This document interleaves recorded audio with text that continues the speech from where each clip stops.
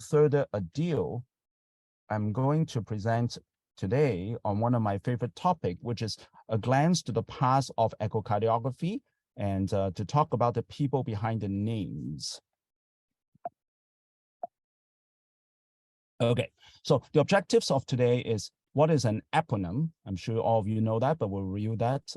We'll talk about some of the key concepts in the field of echocardiography, and also describe the famous personalities behind these names. Now, why do we do this? Because as we all do in any field in the world, we are always standing on the shoulders of the giants. And without people, preceding us and actually developing all the things, we wouldn't have what we have today. So one of the origin description of this concept of standing on the shoulder of giants actually came from Greek mythology, which described the blind giant Orion carrying his servant Sedalion on his shoulder to act as the giant's eyes. This went way back, and this particular picture is for Fodi. So I hope he's around and attributing to the picture. Okay, so but then it was made famous in 1675 by Sir Isaac Newton, and he said, "If I have seen further than others, it is by standing on the shoulders of giants." And this picture is actually I took when I was in UK this summer, and I didn't realize it was actually Sir Isaac Newton. It was actually a modern sculpture that was standing in front of the British Library in London. So I was staying in a hotel close to it. Every day I walk by, it's like, this looks kind of weird. I took a picture of it. And then later on, actually in the research, find out this is actually Sir Isaac Newton, a modern version of him with the caliper around here. Okay, so now many of you may question or wonder why I, being a very IT-oriented person and somewhat future-looking person, as well as a geek, I would describe myself, why do I actually have an interest in history of medicine? And this all goes back to my days at McGill. As I was preparing this presentation, I was recalling one of my most memorable lectures when I was a medical student at the Royal Victoria Hospital by Dr. Jonathan Meekins, who was the chief of surgery and a descendant of a famous Meekins family at McGill in Montreal. And one of the most memorable and unique lecture was his combining his interest in art history and physical diagnosis. And this is coming from a surgeon. And he would actually put up in an hour about 30 to about 40 pictures in art history, and actually start talking about the physical diagnosis of them. So the field that I actually remember is actually this one is the Merry Drinker, otherwise known as the Jolly Drinker. Is from a Dutch artist. It's from the Rijksmuseum in Amsterdam. So you ever go to Amsterdam, there's a big museum, and this picture was there, and I've seen it myself. And you can see that, this person has, probably achondroplasia, is not very tall, and he has actually rhinophyma as well. So that's a physical sign of alcohol use, at least back in those days. We don't see it as often these days, but, I remember early in my career, this is definitely something we would see in our patients. The other famous picture is this one, is also from another famous Dutch artist by the it's actually called the Anatomy Lessons of Dr. Nicolai Terp. It was actually painted in 1632 by Rembrandt, another famous Dutch artist. And we were told that many of these people paid to appear in this picture, and it's these are famous doctors at the time or surgeons at the time. This picture is in The Hague. But what was actually very interesting is the description of the tendon, sort of like, where there's the left arm and why there's an extra tendon. And if you want to go back and read the history, there's a lot about this debate going back and forth, whether this is actually a accessory tendon or there was a mistake that was made by Rembrandt. And this is actually, as I reviewed it this morning, is a criminal who is hung for his criminal behavior. and in the morning off. And so this is actually a picture that's still lasting until today. And there was lots of, derivation of this picture with like computer screens and, modern demonstration, etc. So, I mean, with that, I kept this in my mind for many, many years and thought that, medicine could be a lot more interesting than just remembering, guidelines, recommendation, cutoff values, and things like that. And this could be, another art form in the art of medicine. So that's why, I've got a 30, 40 years of interest in history of medicine. And, I try my best to, bring this into rounds and also my daily teaching. So, to keep the culture going on. And today is another effort of trying to share with you with the names behind the people in echocardiography. And I want to credit Bender, Dr. Bender Almiro is from Saudi Arabia. He spent his time with us about 6 or 7 years ago as an echo fellow. And during that time, we also find one another interested in history of medicine. And we got invited by American Society Echo to publish in the Echo magazine about this. And this was originally published in October 2016. And today I'll, talk about some of it and share with you the story behind this. And the reason why we want to talk about it is, day to day when I read echo reports, I realize many people, are capitalizing or not capitalizing the words. I mean, it really bothers me when Doppler is actually spelled with a small letter, and similar to Simpson and many other terms like Bernoulli equation, they're spelled with a tiny b as opposed to be a big B. So because these are actually people behind it. And the interesting thing is that most people, like, we use it every day. We talk about biplane Simpson every day. We talk about Coanda effect every day and sinus of Valsalva. When asked who they are, they may or may not know who they are. And then you argue, like, why do we care? But you don't really have to know that for your Royal College exam or being a great clinician. But on the other hand, you would lack the culture of the story and the fascinating story behind all this in the history of medicine. So today I indulge myself and volunteer myself to actually present this so that we can share about this. And when I sort of talk to all the trainees and residents and sonographers, why do we have to capitalize something? Then you will know why. Okay, so very quickly, what is an eponym? Just for record, I'm sure all of you know that. It's different than acronym. Acronym is like a clinical trial, so which actually summarize all the first letters, or now there's a lot of abuse of these letters, and basically that's the acronym. So, for example, FAST is an acronym in stroke, so standing for different things. An eponym is different. It's actually, according to the Apple Dictionary and many others, is a person after whom a discovery, invention, place, etc. is named or thought to be named. So, this comes from Greek again, photi, and is something that is actually given to the name. So give you the first example. I'm going to give you a bunch of examples. First of all, is like Doppler. We talk about Doppler effect all the time, including like spectral Doppler, color Doppler. It allows us, to estimate the velocity inside the heart, and also, look at direction of flow, and that's another whole lecture is about the physics behind Doppler. But it states that the effect is the sound frequency increases as the sound source moves towards the observer, and it decreases as the sound source moves away. And Doppler actually described this in in the 1800s or so, that really didn't have things that moved that fast in the day-to-day life. Back then, at most, there was like horse carriages, and they're not moving that fast. So then you would wonder how Doppler actually described this in the first place.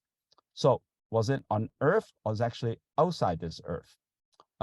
Before we get to Doppler himself, we talk about, this is actually a formula that often appear in all kinds of cardiology exams, both north and south of the border, as well as echo exams as well. So this is the formula that you have to remember, which stated that the Doppler shift, which is the delta frequency, it's 2 times the fundamental frequency times the cosine theta, because that's actually adjusted for your lining up of your beam, and also the sound of the sound velocity in the tissue, which is actually denoted by C.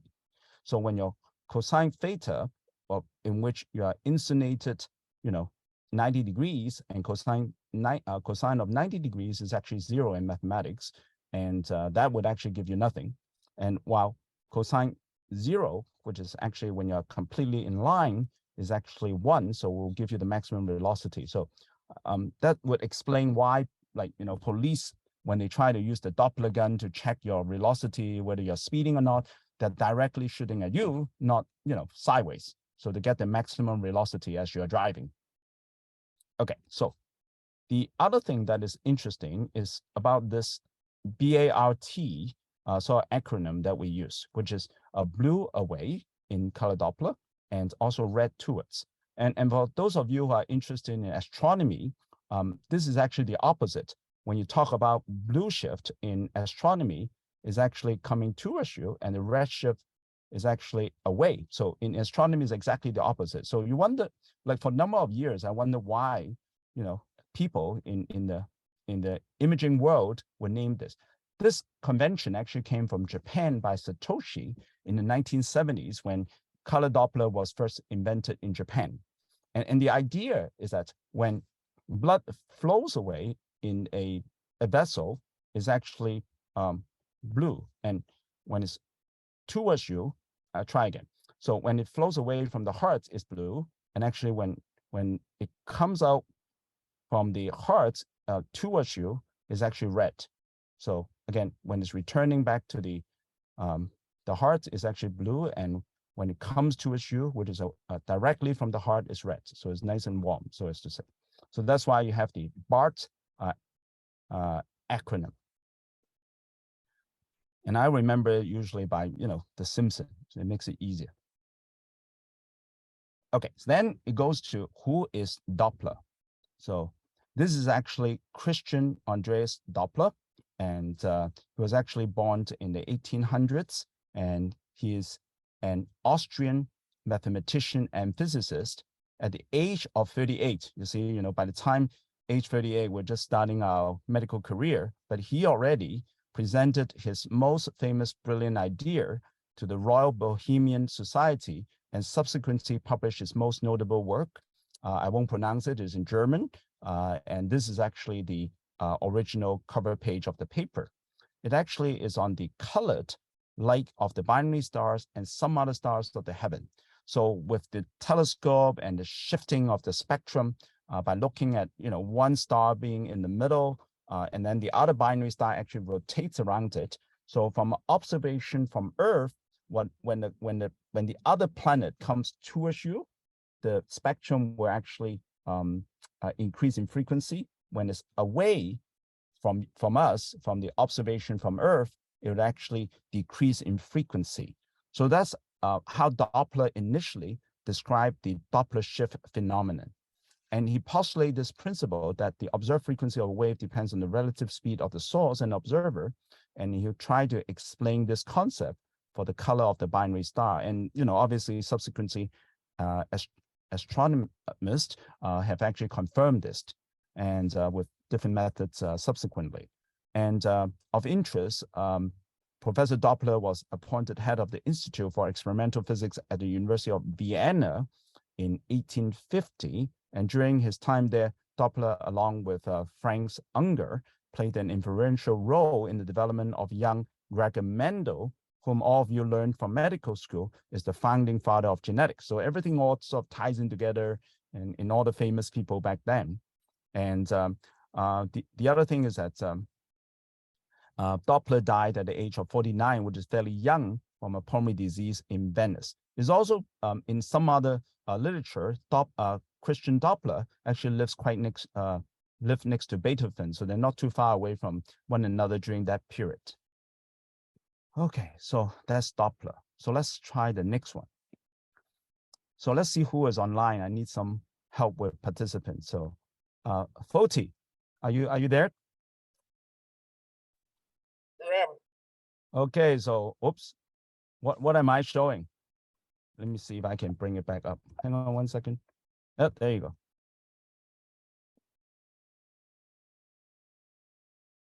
I'm on Patrick's computer here. It's this. So this looks like a TEE, That's right.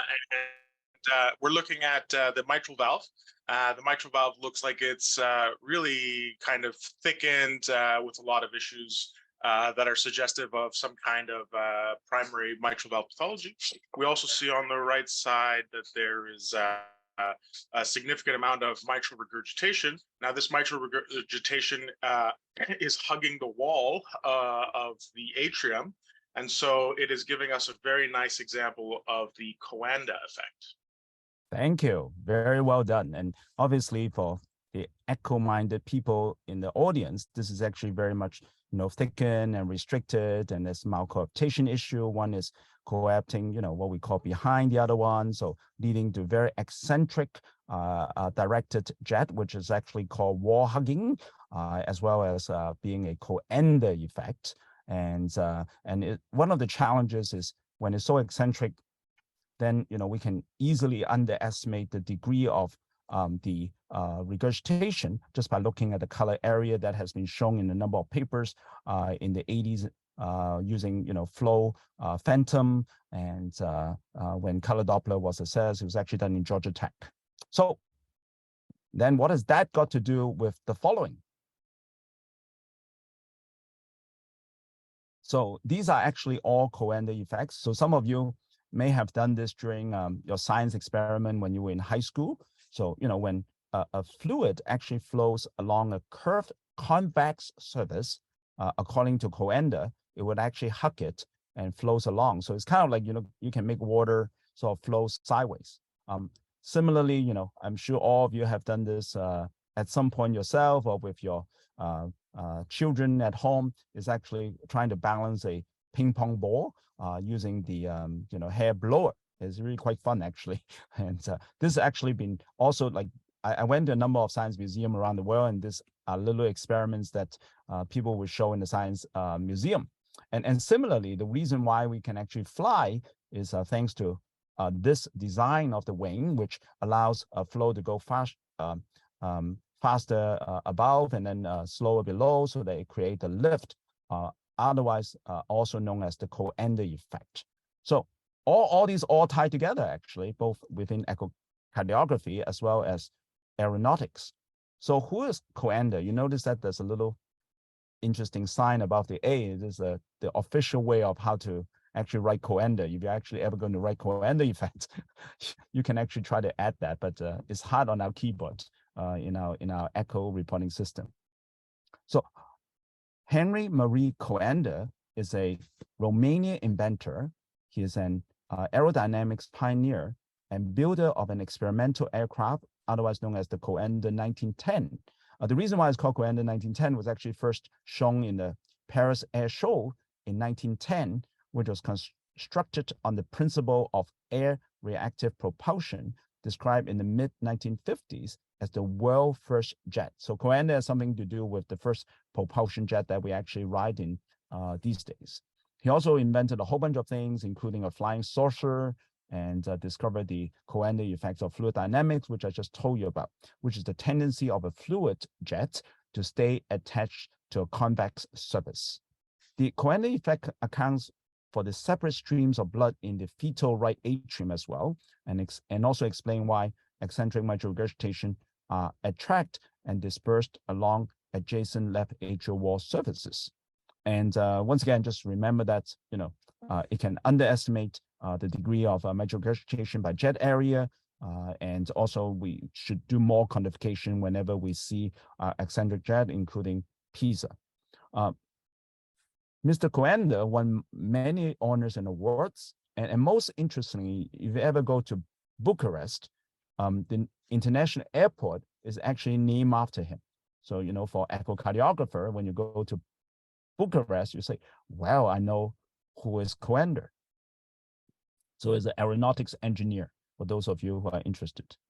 So the next one. So this is actually borrowed from a YouTube video from Vietnam, among all places. So maybe I'll have someone help me. Patrick, are you on? Yes, I am. Think eponym. Okay, so we see a apical four-chamber view. Yeah, this is rotated way over. We often do this in our lab as well when we try to see the tricuspid valve and also the right heart structure. Whoops, sorry. Okay, try again. So it's actually right around here that we're looking at.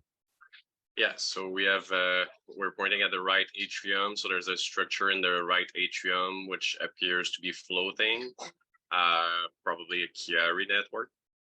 Yes, very good. Excellent. So these are actually additional steel frame pictures of Chiari network. It can appear in many different ways. It can appear like, a web-like structure and, floating around. And sometimes it's more like a linear structure coming off the eustachian ridge. So they appear in different ways. So on its own, Chiari network is actually benign. It's a remnant or embryological remnant of the sinus venosus.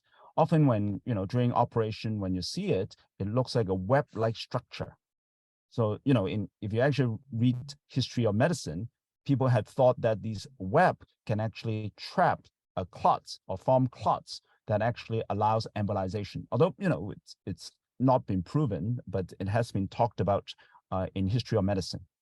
So it is, the remnant really serves no major purpose and is not pathological.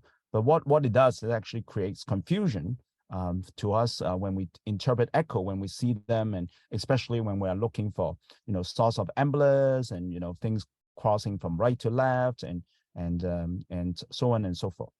And sometimes people get, like with really big ones, they can be confused with thrombus, vegetation, or myxoma, and so on and so forth. This is a very nice 2D pictures of a Chiari network.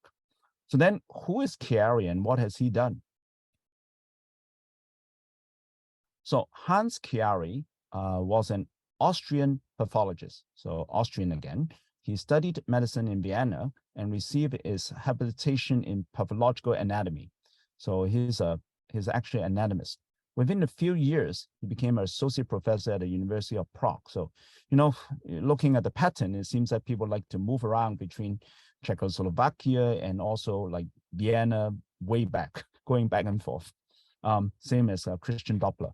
In 1890s, he described a condition involving deformities of the cerebellum and brings them in children with herniation of the spinal cord. The phenomenon was later known as the Arno-Chiari malformation. So it's named after him, and Arno was actually Julius Arno, another German pathologist. So another medical term that named after Chiari is Budd-Chiari syndrome, which is named in conjunction with British physician George Budd. So for those of you who've gone through internal medicine, these are things that we remembered for our exam. And lastly, Chiari is also famous for describing the Chiari network. It was first published in 1897, way before we have echocardiography. Okay, next one, let's see. We have to go back to Foti, I guess. Help me out here. Peristernal long axis view. I mean, there's some major abnormalities in LV function and RV size and LA size. I know. I'm just going to focus in on that aortic valve. There is a small kind of filamentous structure that's on the aortic side, which appears to be mobile and attached to the anterior leaflet of the aortic valve, which the aortic valve itself appears thick and kind of shaggy. This is likely Lambl's excrescence. However, there are other differentials for this finding. Thank you. Well done. And I promise you, I have not prompted any of our Echo Fellow before this. So this is all coming out from them. Thank you. Great job. Okay, so this is indeed Lamb's excrescence. They are filiform fronds that occur at the sites of the valve closure. And they're often on the aortic valve is actually more on the aortic side, but it could be on the left ventricular side as well. Sometimes it prolapse back. They originate as small thrombi on endocardial surfaces where the valve margins contact and have the potential to embolize to distant organs. And one of the challenging things is actually telling a Lamb's excrescence from a papillofibroelastoma. And what we attribute Lambl's excrescence, they appear to be wear and tear lesions that originate in the endothelium of the contact margins of a valve. And commonly we see this in the aortic valve, although every now and then we see valvular strands on mitral valve, especially on transesophageal echo. And sometimes you could see that degenerative elements on the mitral valve as well. So who is Lambl? And Lambl is actually also very productive. He did more than just, Lambl excrescence. And here you go. So he is a Czech physician from Latina and Bohemia. He discovered small fibrin deposits on the aortic valve, which later named Lambl's excrescence. He's also remembered for some other things, which is he described an intestinal protozoan parasite, which causes gastroenteritis. And for those of you who go camping and maybe drinking fresh water, which you're not supposed to, could potentially get this. And he called the protozoan Sarcomonas intestinus. In 1888, the name was changed to Lambria intestinus. In 1915, the species was renamed Giardia lambria in honor of Lambl and French biologist Alfred Gerard, I guess. Today, the illness caused by parasite is called either lambriasis or giardiasis. The next one is Bernoulli. We do this all day long, right? This is how we actually convert velocity to pressure gradients. And we do this for aortic valve. We do it for estimating right ventricular systolic pressure in echo. It's the bane of our existence as echo people to be able to estimate and quantify pressures inside the heart. And many of you who started with Echocardiography 101 will be coming into this equation in chapter 1 of the book. After sort of obtaining all the views, then we would start telling you about the PW and CW, and the Bernoulli equation will show up. And as many of you will recall, the Bernoulli equation has a modified form and then a simplified form as well. The complex version of it actually comprised of the change of pressure in association with the convective acceleration, the flow acceleration, and the viscous friction. And basically in the modified version, which looks at the difference in the two velocity, is basically ignoring the flow acceleration and viscous friction because the contribution to this is relatively small. So you can actually find the delta P by using the modified Bernoulli equation. And but on the other hand, if your V1 is quite small, which is usually typically when it's less than 1, which is typically in human beings, then we can just use delta P is equals to 4V squared. This is typically what we use. But just a reminder, if you, let's say you're estimating a gradient inside the heart and you have actually flow acceleration with V1 more than 1, then your pressure gradient across the aortic valve really should be using this formula instead. So just keep that in mind because this would appear in exam as well for the outer bound conditions. Okay, then who is Bernoulli? So Bernoulli is actually Daniel Bernoulli in the 1700s. He's a very distinguished in being a second generation of the Bernoulli family of Swiss mathematician. I guess, like, the Swiss also are very big in science, and the other famous Swiss scientist is actually Celsius, who come up with the degree that we use every day.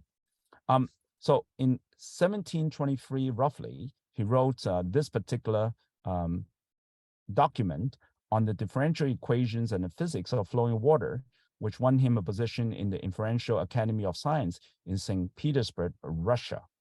And he lectured there until 1732 on medicine, mechanics, and physics.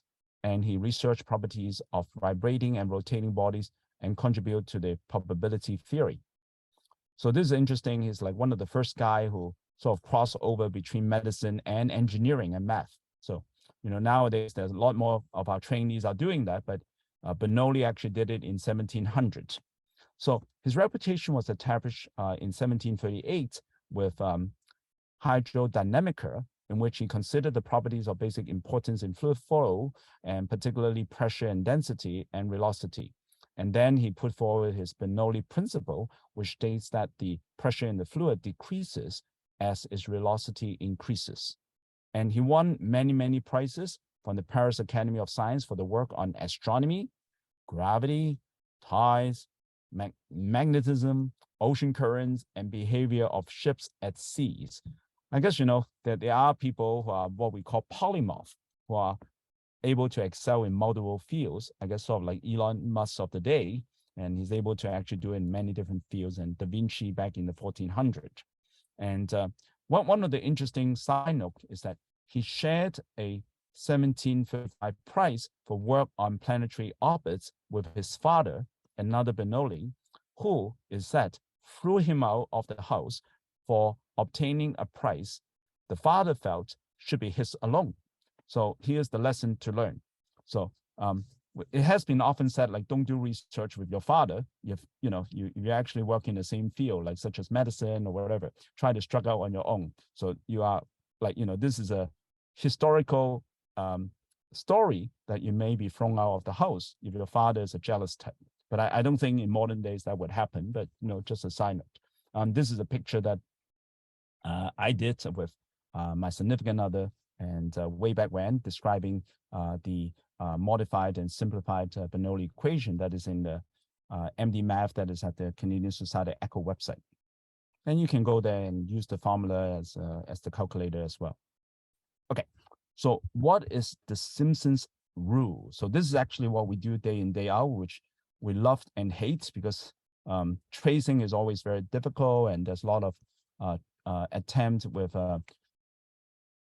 the artificial intelligence trying to actually simplify this this for our day-to-day work, and we look forward to that. There's automated 3D and automated 2D ways of doing it, and there's an AI way of doing it on the POCUS, and there's been a lot of interesting discussion, during our ECHO meetings, how to save the work that we do and make it accurate. So again, this is the most commonly used 2D measurement for volume measurements is the biplane method of disk, otherwise known as modified Simpsons rule. The principle underlying this method is that the total LV volume is calculated from the summation of a stack of elliptical disk, which is typically 20, and is an integral part of what we do with our LV volumes and also our function assessment as recommended by many of our echo societies around the world. And typically, I think the most important key point is we have to trace between the compact and the non-compacted area. One of the major challenges is mostly on the lateral wall in the four-chamber view, as well as the anterior wall in the four-chamber view. Often that border is actually much harder.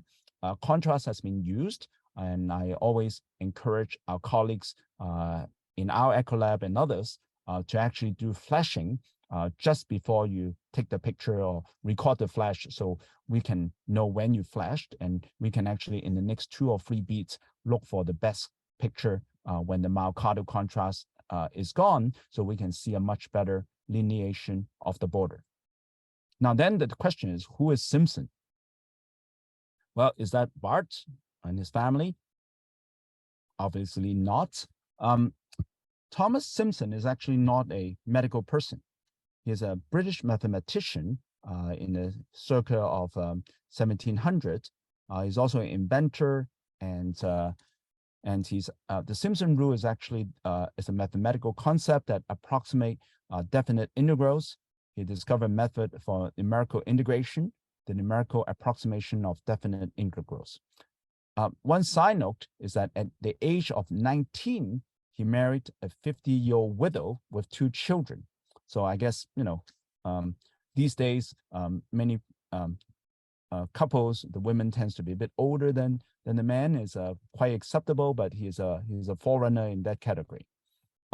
He taught himself mathematics from 1743, and then he also taught at the Royal Military Academy, and he's a fellow of the Royal Society, etc.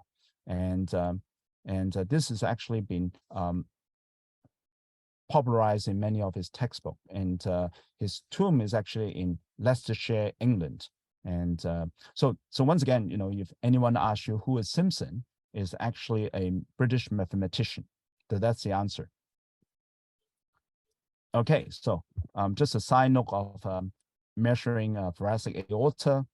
This is the diagram that's actually from the chamber quantification guidelines, which I've abstracted. At our lab, and this question come up a lot during accreditation and also quality assurance round. We have moved the measurement of the annulus back and forth over the last 20 years. And at some point in time, we're measuring the annulus about 0.5 centimeters away from the annulus, where the leaflet actually touches the LV. And usually we would measure there because we thought that the PW will be actually placed there when we're doing the cardiac outputs or the stroke volume. And but later on, more recent recommendation from the chamber quantification guideline as well as scientific literature said, this is less, circular, it's more elliptical in this area and more circular when it gets closer. So in our lab, we actually move back the annulus measurement to where the leaflet actually touches the left ventricle. And this is actually where we measure now. It's actually the annulus is measured when during end-systole, when the valve is open, while all these other dimensions, the 2, 3, and 4, where the sinus of Valsalva or sinotubular junction and also proximally ascending aorta is measured during end diastole, where the valve is actually closed. So just for comparison with the CT scan, and also for dimension 2, 3, and 4, we measure from leading edge to leading edge. Again, similar here, leading edge to leading edge, leading edge to leading edge. Another interesting concept is for number 4 is the most variable points, because you can measure anywhere along this line. And one of the recommendation is actually find where the annulus is, and you can document that is measured 6 centimeters or 7 centimeters away from the annulus. So the next time when we're measuring, then we can be more reproducible. So for example, you will report the proximally ascending aorta is measured 6 centimeters away from annulus, and is measured at, let's say, 41 millimeter. So that's sort of what we would recommend how to measure it. Well, apart from talking about how to do this, my eponym talk would be talking about the sinus of Valsalva. So then, who is Valsalva? As many of you know, Professor Valsalva is actually very prolific because his name is everywhere and in medicine. But focusing back on who actually first described the sinus of Valsalva, as well as the aortic root anatomy, as well as the aortic valve being trileaflet and bileaflet at times, is actually Leonardo da Vinci.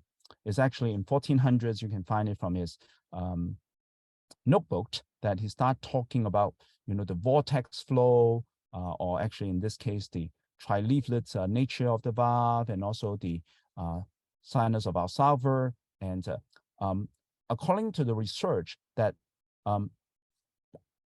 Leonardo da Vinci thought that these vortex flows are important for closure of the leaflets of the aortic valve, because to have this vortex flow, and during diastole, as well as the perfusion of the coronary arteries during diastole as well. So that's what he thought back in 1400. How he comes up with that, that's another mystery. But this guy is really, really forward thinking. It's been later proven by these vortex imaging by Toshiba and other machines that actually show these interesting vortex flow that confirm his drawing almost 700 years later, and so on and so forth. And this is actually a self-portrait of Leonardo da Vinci, and also in art history, there's a lot of interesting discussion about this picture as well, and how that's sort of, similar to Mona Lisa. But that's another talk, another day on art history. Okay, so who is Valsalva?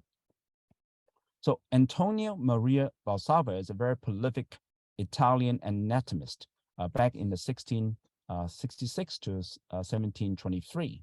He described the aortic sinuses of Valsalva in his writings and published after his death in 1740. And his research actually make him famous was on the anatomy of the ears, where he coined the term eustachian tube. And also he talked about, the Valsalva muscle, which is on one of the auricular muscles, etc., etc. And also there's something called the tendini valsalva, which is a collection of longitudinal muscular fibers in the large intestine. So then he was appointed as the professor of anatomy at Bologna in Italy, and he was chosen as the president of the Academy of Sciences. He was extremely skilled as an anatomist and pathologist, a fine physician as well, and an excellent surgeon for a quarter century in Bolognese hospital. Talking about cross-appointment in all these departments, you can do all that back in those days. And as a surgeon, he anticipated the importance of nephrectomy and did work in ophthalmology and rhinology surgery. So again, crossing all the surgical departments too. He is particularly remembered for his handling of aneurysm. He also invented surgical instruments that were of great use.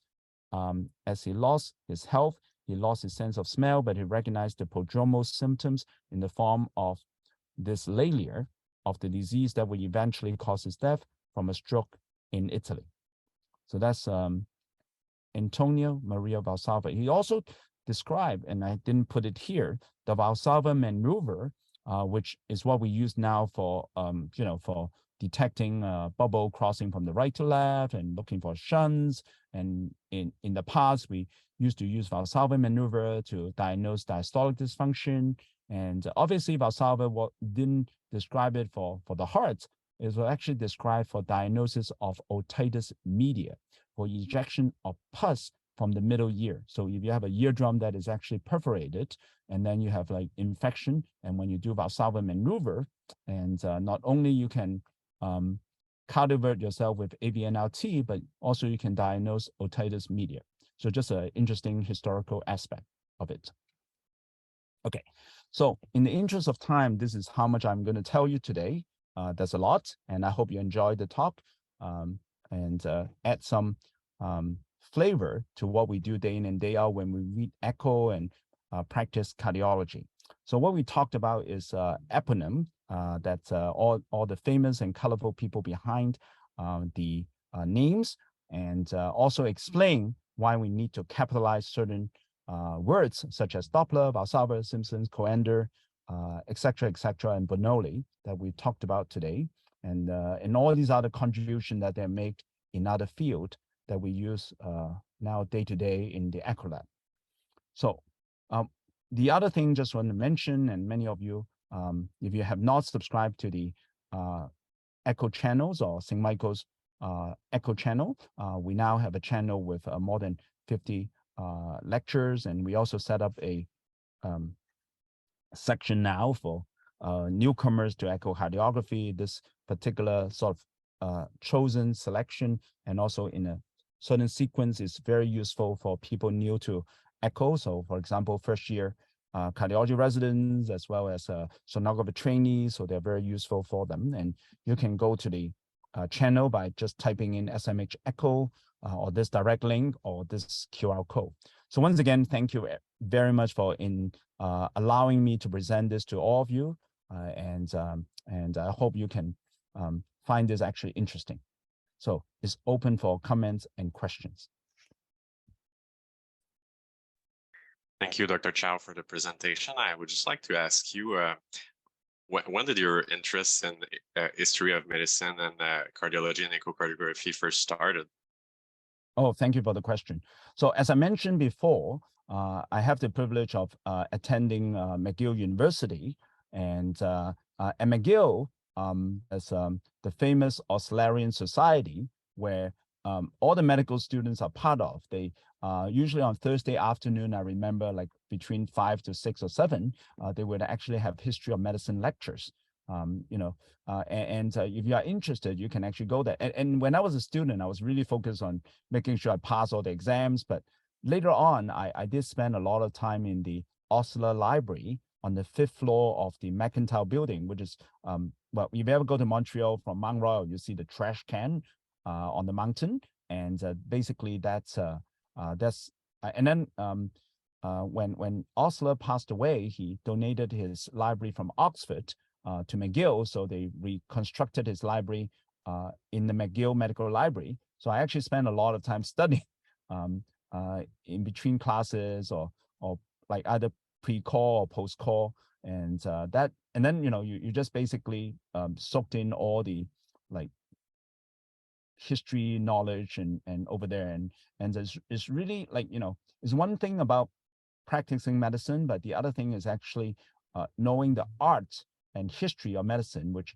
actually make our life interesting, because like we keep learning new things and we keep development, but then you can also learn the innovative approach and observation power from people in the past, and to be able to add to what we have. Like much of what we do nowadays at the frontier of like AI and most recently is a ChatGPT. It is really based on these like innovation spirits that our forefathers or fore people that given to us, and you can see how they braze the trail, and then we can follow suit as we stood on the shoulders of the giants. Now, thanks for asking that question.